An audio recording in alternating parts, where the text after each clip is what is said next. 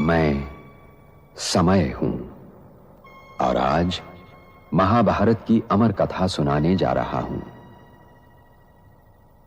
यह महाभारत केवल भरत वंश की कोई सीधी सादी युद्ध कथा नहीं है। यह कथा है भारतीय संस्कृति के उतार चढ़ाव की। यह कथा है सत्य और असत्य के महायुद्ध की। यह कथा है अंधेरे से जूझने वाले उजाले की। और यह कथा मेरे सिवा कोई दूसरा सुना भी नहीं सकता, क्योंकि मैंने इस कथा को इतिहास की तरह गुजरते देखा है। इसका हर पात्र मेरा देखा हुआ है। इसकी हर घटना मेरे सामने घटी है। तो में क्या है कि जो 5 ईयर प्लान के बारे में जो रोरियान हो गया था, ठीक है। हाँ।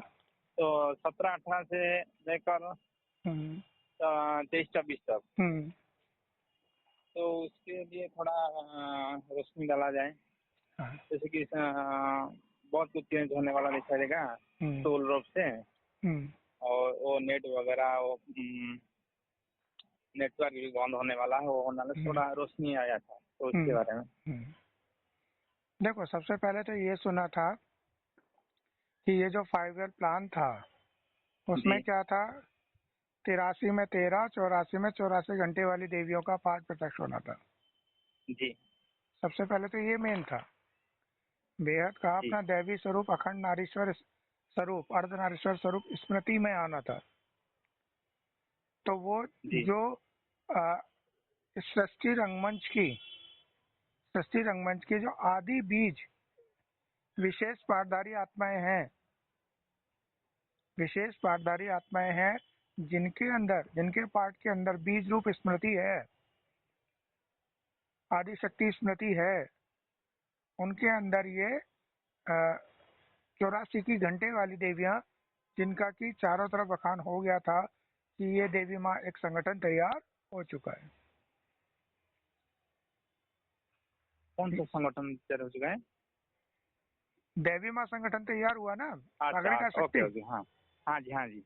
सागरिका शक्ति में, हाँ, इसी हिसाब से समय अनुसार कोई संगठन दिखाई देता है हाँ अभी की दुनिया में। तो अब तो ये एक मेन संगठन, जिसके लिए बोला था नया संगठन, नई दुनिया का संगठन। तो नई दुनिया की सौगात, तो नई दुनिया की सौगात कैसी है, किस स्वरूप की है?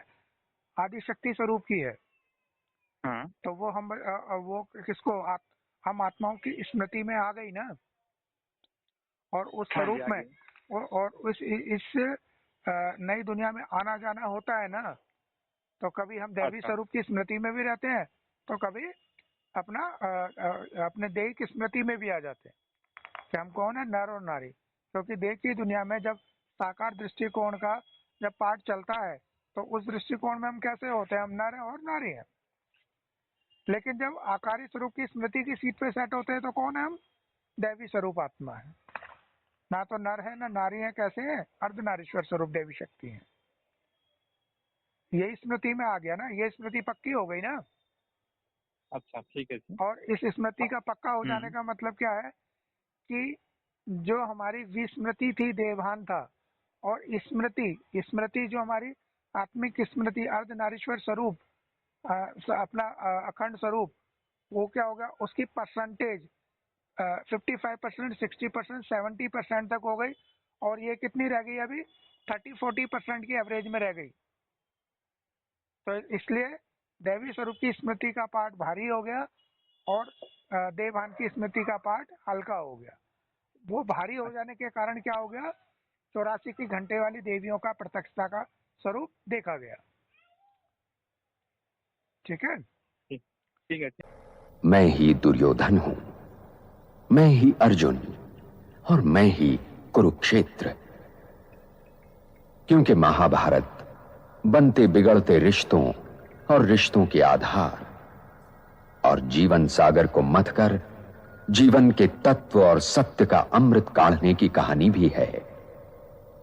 और ये लड़ाई हर युग को अपने अपने कुरुक्षेत्र में लड़नी पड़ती है, क्योंकि हर युग के सत्य को वर्तमान असत्य से जूझना पड़ता है।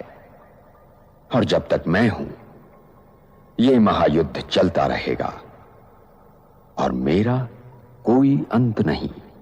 मैं अनंत हूं। इसीलिए यह आवश्यक है कि हर वर्तमान इस कहानी को सुने और गुने, ताकि वो भविष्य के लिए तैयार हो सके।